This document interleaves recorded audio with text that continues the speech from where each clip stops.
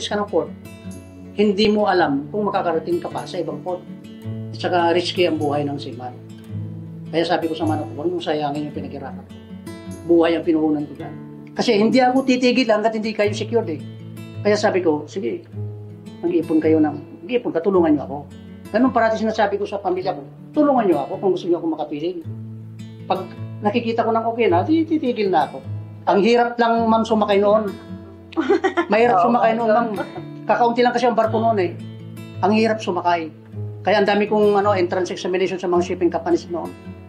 Ano po yung pinaka mabigat na challenges na naharap niyo? Nung nasa, nasa barko ka? Hindi pa ako nag-official noon. Nulubog kami. Hiway-walay kami. Iba-ibang pumulot sa amin, pero buhay kami lang. Sa Argentina. Ako rin nag-rescue sa kanila eh. Na-rescue ko lahat eh.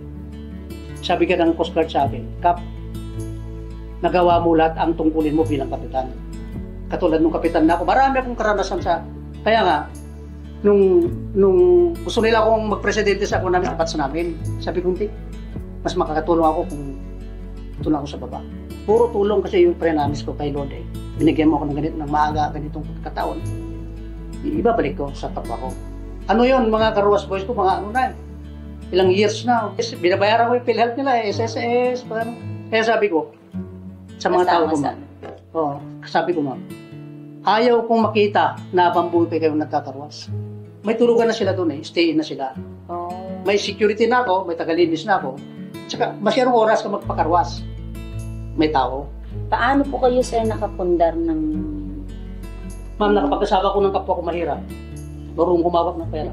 Sabi. At saka pinakamahirap na ipundar is yung unang ipupundar mo. Kasi galing lahat sa bulsa mo. Not like yung pangalawang pundar mo, ikaw at saka yung pinundar mo, dalawa kayo magtutulong against yung pinupundar mo.